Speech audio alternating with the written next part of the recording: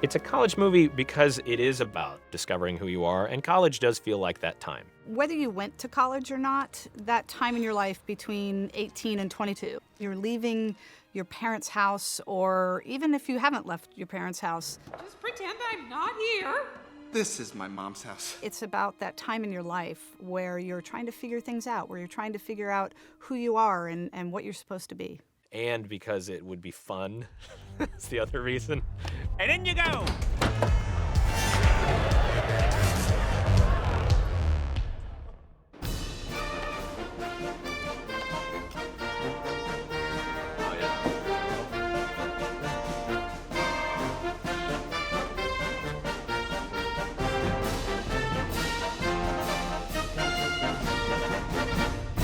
Well, we knew just from the title alone, Monsters University, it's that combination of the college university world with monsters jammed together. Just the idea is comical, and so we knew we had to deliver on that. In terms of setting this film at a university, we literally made a list that has things like toga party, pep rally, A bunch of guys playing hacky sack and cheating on test, fraternity, pledging, rushing, final exams. It's monsterizing all the archetypes of a university. But just, is there some little college-y piece of action? the backpack that's too big or whatever.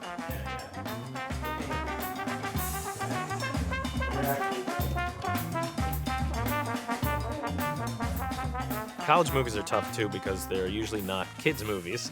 I don't know, it's always a little tricky. There's a lot of stuff in college movies we can't include, but we found the G-rated version of that. When I think of my college experiences, it was just like, you're indestructible and anything can happen and who knows, and you discover new things and you learn about different types of people and bands and all that stuff. And I really want to try to get as much as I can get of that into this film.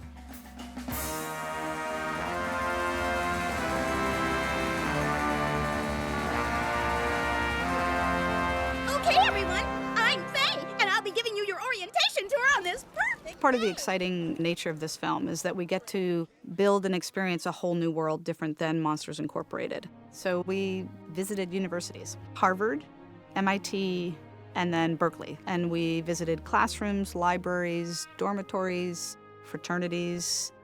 So what Dan and the art department have done is kind of take a blend of all the various schools that we visited and made our own campus. You know, we're not quite sure yet what the exact look of the college is, but just kind of taking some of those things that we saw and apply it to the monster world. The buildings are really influenced by that older, the brick and the buildings that have been there for a couple hundred years. The minute you walk on the Harvard campus, you get the feeling of old, of like, wow, this is a piece of history. But you also get this amazing feeling of community that the students have just in watching them walk around and being in the different buildings and stuff. And I think that was the biggest learning experience for them. The byproduct was that these artists from small schools got to experience big universities for the first time. I never had really the experience of going to a, rah, rah, rah, sis, boom, bah type college. I think I went to one in Jersey, which was kind of like a half university. What is this today called? It's Spirit Day, it's Spirit Week. I need a whole Milwaukee to complete my outfit. I'm representing my old school Cal Arts here. Pretty cool. You guys need to be closer in. That's awesome.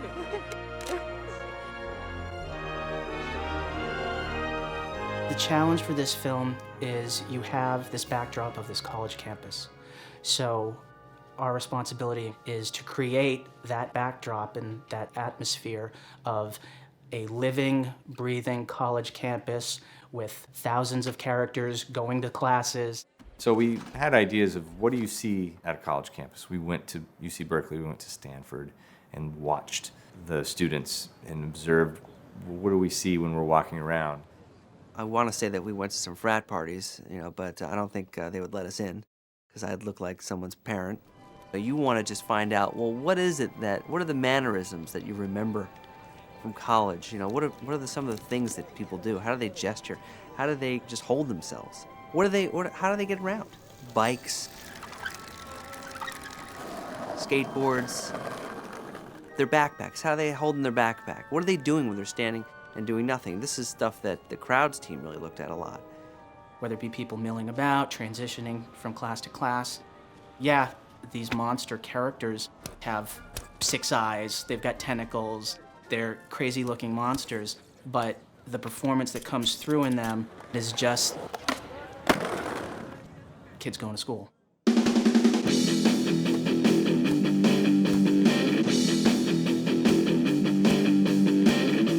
wanted the score in this film to feel collegiate, fun, and to make us think about our college days, which is tough because all of our college days were different. So on campus, you hear all different types of music. Tentacles and serpents' wings. And that's what we have in the film. So you hear rock, you hear electronica, there's marching band, drum corps. You name it, it's all in there. For this movie, we also needed what we call an alma mater song, a song that would identify the college and be something that the students would sing along. The alma mater is... It's very regal, and we wanted that kind of highbrow, collegiate vibe. In the scene in the movie, it's a crowd singing this song, so it's not professionals, and it's got a loose feel to it. So the Pixar employees recorded a version. They really wanted to see how it sounds with a real crowd of people who can sort of sing or sort of not sing to get a sense of what it's going to sound like before we record the real version. Let's hear it. Monsters University, we give our heart to you. And that way we're going to have a better sense of what we're going to be getting into when we record the actual version for the film. We'll bring the nightmares true. Oh, Monsters University, alma mater, hail to you. That was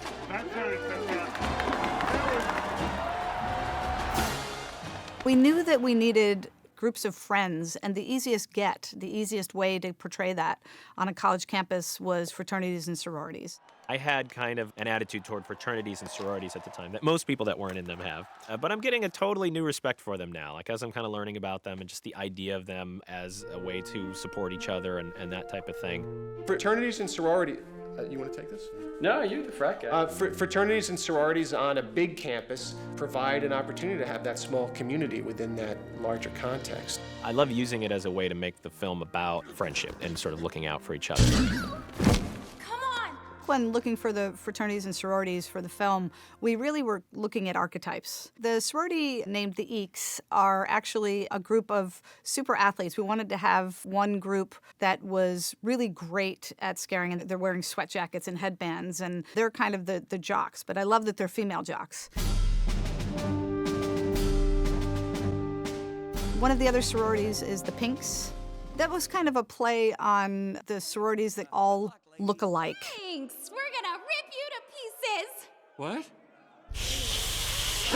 So they look really sweet and nice on the outside and candy-coated, but really,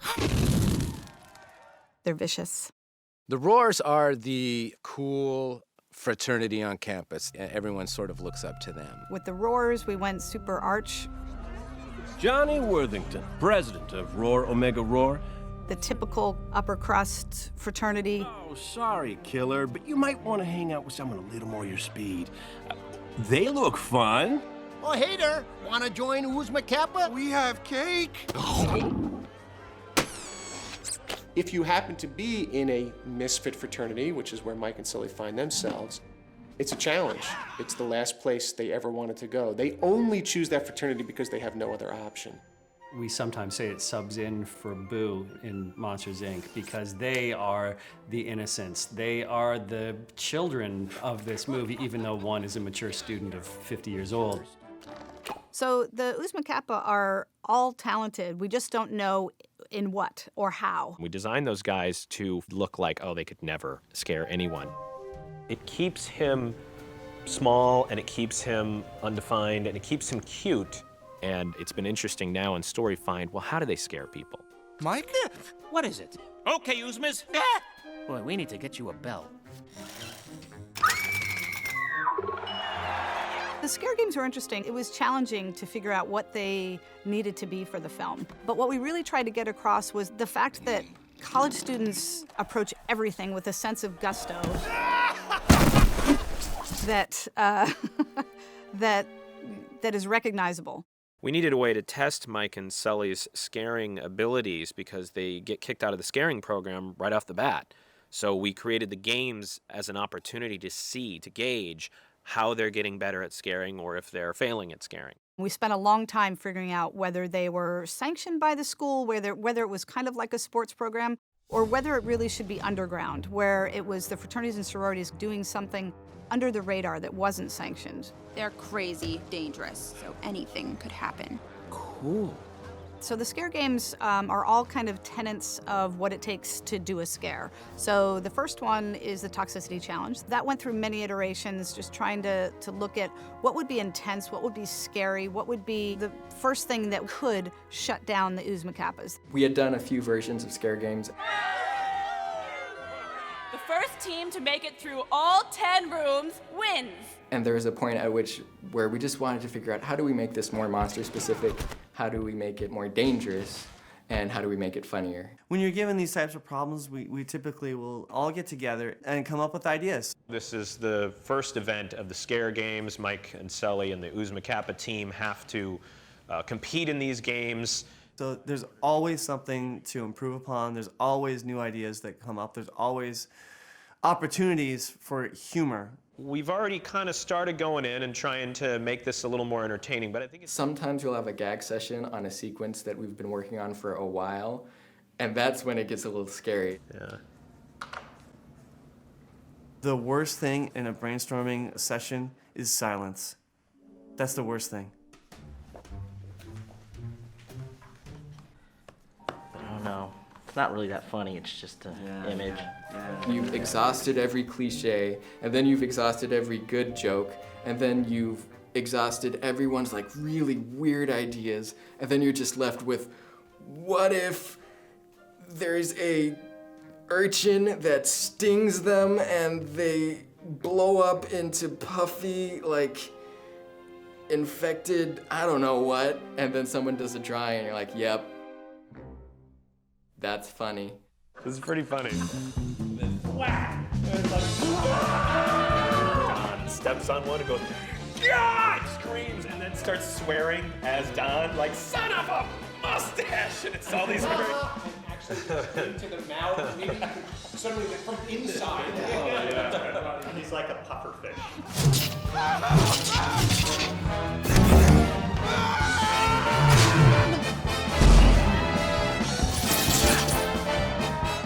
The games start off underground, slowly making their way onto campus. And as the games progress, there are more and more students watching these things. Cheering squad, which at the start is only one person. By the final set of scare games, they've got a real cheering section.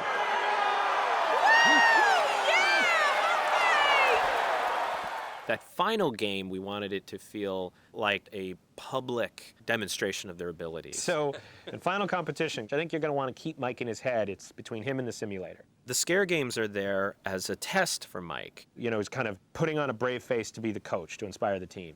And in the end, he fails that test. You don't think I'm scary. Mike? You said you believed in me. He was really meant to be an amazing coach. Scary feet, scary feet, scary feet. The kid's in the bathroom. The games themselves highlight more Mike's coaching style, that he can make others great. As Mike affects everyone around him, these misfits, when they leave at the end, these guys are no longer the fraternity that they once were. And I think that's really indicative of a lot of what happens in college. You think you're supposed to do this thing, and then something gets thrown in your way, and you have to change your path. Usually, these themes go to, well, you have a dream and never give up. You'll get it eventually if you just never give up.